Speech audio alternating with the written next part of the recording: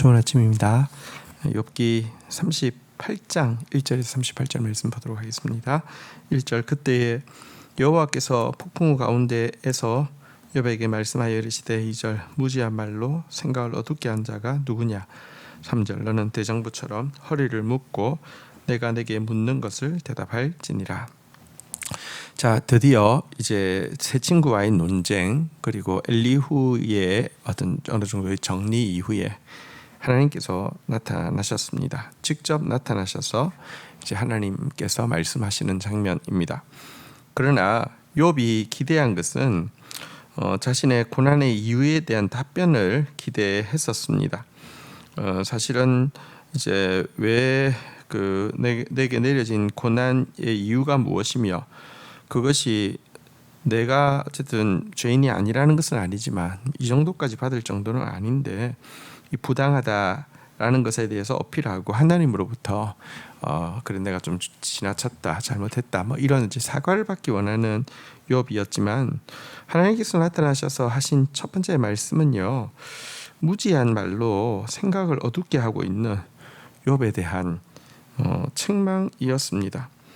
사실은 그리고 또 고난의 이유에 대해서 자세히 설명해 주신 것이 아니라 더 높고 초월하시는 당신의 섭리에 대해서 반발한 것에 대해서 책망해 주시는 것이었습니다. 자,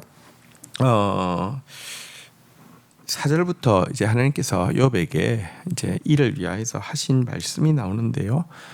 이 말씀은 이제 욥에게 네가 무엇에 대해서 알고 있고 무엇을 할 수 있는지에 대한 질문입니다. 한번 보도록 하겠습니다. 4절부터 읽겠습니다. 내가 땅에 기초를 놓았을 때 내가 어디 있었느냐. 내가 깨달아 알았거든 말할지니라. 5절 누가 그것의 도량법을 정하였는지 누가 그 줄을 그것의 위에 띄웠는지 내가 아느냐.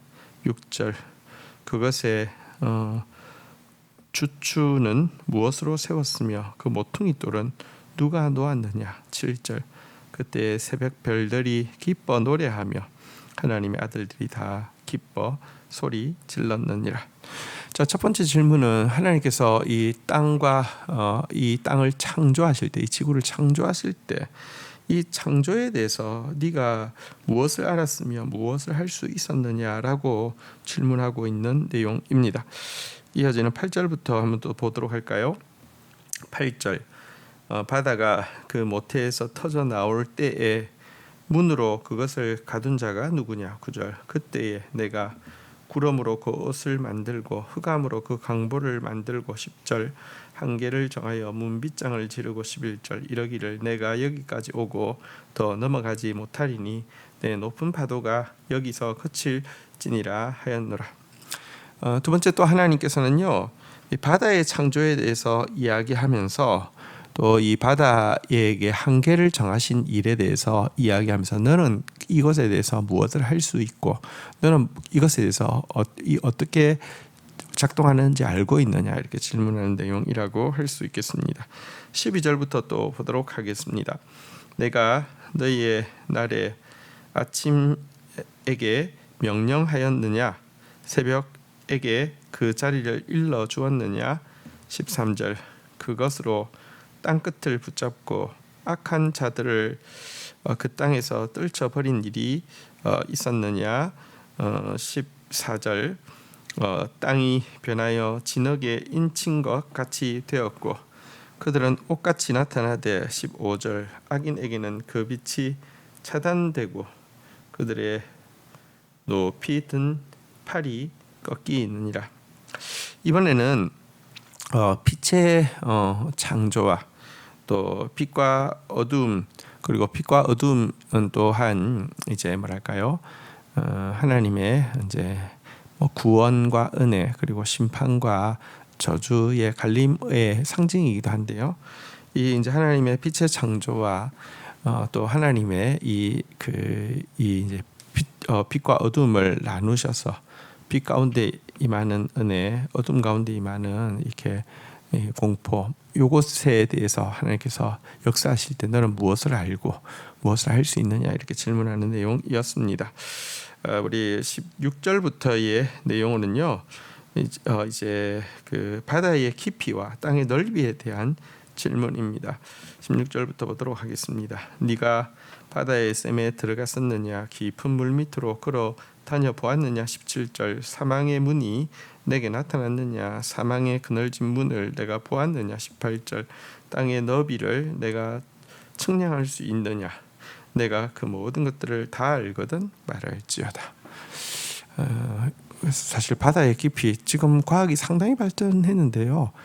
대충은 알지만 그 밑에까지 탐사가 아예 불가능하다고 합니다. 얼마 전에 백만장자가 이제 돈을 상당히 주고 잠수함으로 이제 조금 심해를 탐험하는 거기에다가 참여했다가 잠수함이 찌그러져 가지고 백만장자와 모든 사람이 죽었던 일이 있죠. 그러니까 그 정도로 쉽지 않다고 합니다. 바다의 깊이 또 땅의 넓이 너는 무엇을 알고 있느냐? 측량할 수 있느냐? 이렇게 질문하는 내용이었습니다. 19절부터의 또 내용을 한번 보도록 하겠습니다. 19절부터 읽겠습니다. 어느 것이 광명이 있는 곳으로 가는 길이냐? 어느 것이 흑암이 있는 곳으로 가는 길이냐? 20절 너는 그의 지경으로 그를 데려갈 수 있느냐? 그의 집으로 가는 길을 알고 있느냐? 21절 내가 아마도 알리라. 내가 그때 태어났으리니 너의 횟수가 많음이니라. 자, 이제 여러분 사실 이 세상 참 너무 신기하죠. 이제 여명이 밝아왔다가는 또 석양이 지고 이렇게 해서 이게 이제 아침과 저녁이 이렇게 이루어지고 있는데요. 이걸 무엇이 이것을 지금도 이루어내는지 너 아느냐? 그리고 너 그거 할 수 있느냐? 이렇게 질문하고 있습니다. 그러면서 또 하나님께서 그에게 이렇게 이야기하십니다. 너는 이렇게 나이가 천지 창조의 광경을 볼 만큼 많으니 내가 묻는 말에 대답할 수 있을 것이다. 대답해보라. 이렇게 이야기하고 있는 장면은 인간이 정말 잠시 살면서 작은 지식을 가지고 있으면서 하나님처럼 연구하고 하나님처럼 이렇게 지혜롭다라고 착각하는 그 모습에 대해서 책망하는 부분이라고 할 수 있습니다. 또 이어지는 22절부터 30절까지 내용은 이제 그 기후가 어떻게 이제 그 시스템이 되어 있는지에 대한 하나님의 설명과 또 질문이라고 할 수 있습니다. 22절부터 보겠습니다. 내가 눈 곳간에 들어갔느냐 우박창고를 보았느냐. 23절 내가 환난 때와 교전과 전쟁의 날을 위하여 이것을 남겨두었노라. 24절 광명이 어느 길로 뻗치며 동풍이 어느 길로 땅에 흩어지느냐. 25절 누가 홍수를 위하여 물길을 터주었으며 우레와 번개의 길을 내어 주었느냐. 26절 누가 사람 없는 땅에 사람 없는 광야에 비를 내리며 27절 황무하고 황폐한 토지를 흡족하게 하여 연한 불이 돋아나게 하였느냐. 28절 비에게 아비가 있느냐. 이슬 방울은 누가 낳았느냐. 29절 얼음은 누구의 태에서 났느냐. 공중의 서리는 누가 낳았느냐. 30절 물은 돌같이 굳어지고 깊은 바다의 수면은 얼어붙느니라. 여러분 이 진짜 기후가 비가 내리고 또 눈이 내리고 또 그것이 또 이제 맑아졌다가 다시 또 이렇게 하고 이런 부분들에 대해서 네가 뭘 할 수 있느냐 또 얼마만큼 아느냐 이렇게 질문하는 내용이었습니다. 자, 마지막으로 천체의 원리 그리고 삼라만상의 운영에 대해서도 질문하고 있는 내용이 31절부터 나옵니다. 내가 묘성을 매어 묶을 수 있으며 삼성의 띠를 풀 수 있겠느냐. 32절 너는 별자리들을 각각 제때 이끌어낼 수 있으며 북극성을 다른 별에게로 이끌어갈 수 있겠느냐. 32절 네가 하늘 궤도를 아느냐. 하늘로 하여금 그 법칙을 땅에 베풀게 하겠느냐. 34절 네가 목소리를 구름에까지 높여 넘치는 물이 네게 덮이게 하겠느냐. 35절 네가 번개를 보내어 가게 하되 번개가 내게 우리 여기 있나이다 하게 하겠느냐. 36절 가슴속의 지혜는 누가 준 것이냐. 수탉에게 슬기를 준 자는 누구냐? 37절 누가 지혜로 구름의 수를 세겠느냐? 누가 하늘의 물주머니를 기울이겠느냐? 38절 티끌을 이 덩어리를 이루며 흙덩이가 서로 붙게 하겠느냐. 자, 이제 천체에 대한 이렇게 이제 그 운영, 또 이제 삼라만상이 이렇게 그 돌아가고 있는데 법칙들이 있는데 이것에 대해서 얼마나 알고 얼마나 할 수 있느냐 이런 질문들을 하셨는데요. 사실 여기에 대해서 욥이 한마디도 대답할 수 없잖아요, 그죠? 왜 이 질문하십니까? 눈에 보이는 땅, 뭐 하늘, 천체의 운영 원리조차 제대로 알지 못하는 인간이 그보다 훨씬 복잡하고 심오한 구원의 길, 또 구원 그리고 심판의 길, 그리고 구원과 심판을 이루는 과정에서 대속의 고난과 또 사실은 대속의 고난뿐 아니라 그 과정에서 이루어지고 있는 또 인간이 고난을 통한 연단 이런 것들 다 알 수가 없잖아요. 근데 이런 부분들에 대해서 지금 이제 눈에 보이는 것조차 알지 못하는 인간이 볼 수 없는 이것들에 대해서 역사하고 있는 하나님 앞에서 이렇게 마치 다 아는 것처럼 따지고 드는 것, 이것이 잘못된 것이다, 이렇게 이야기를 하고 있음을 보게 됩니다. 물론 오늘 여기 나와 있던 질문 중에서 꽤 많은 것은 현대인들은 답할 수 있을 것입니다. 현대 과학자들은 꽤 많은 부분들에 대해서 저 알 수 있습니다. 또 몇몇 부분들은 저 조금 할 수 있습니다라고 할 수 있습니다.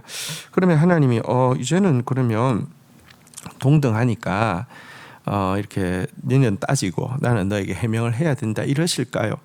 사실 욥에게 이렇게 질문하셨지만 오늘날 가장 똑똑한 과학자가 만약 똑같은 자세로 하나님께 대든다고 하면 하나님은 그들이 또 도무지 풀 수 없는 질문들에 대해서 이야기하시면서 동일하게 말씀하신 것이라는 것을 우리가 알아야 합니다. 사실 이 질문 정도는 현대 과학자들이 답할 수 있지만 현대 과학자들도 여전히 동일하게 전체에서 땅에서 이 삼라만상에서 뭔가 어떻게 돌아가는 건 이해하겠는데 그 더 깊은 부분은 전혀 풀 수 없거든요. 근데 그 누가 다 설계하신 것입니까? 하나님이 하신 것이죠. 먼저 오늘 이 하나님의 나타나심과 또 하나님이 질문하시는 부분 앞에서 우리가 정말 눈에 보이는 것도 제대로 알지 못하는 인간이 보이지 않는 깊은 세계에서의 구원과 심판 그리고 대속과 연단에 대해서 하나님을 신뢰하는 마음으로 겸손히 서야 한다는 것을 배우게 됩니다. 주신 말씀 붙잡고 기도하며 나가도록 하겠습니다. 하나님은 말씀하시는 하나님이십니다.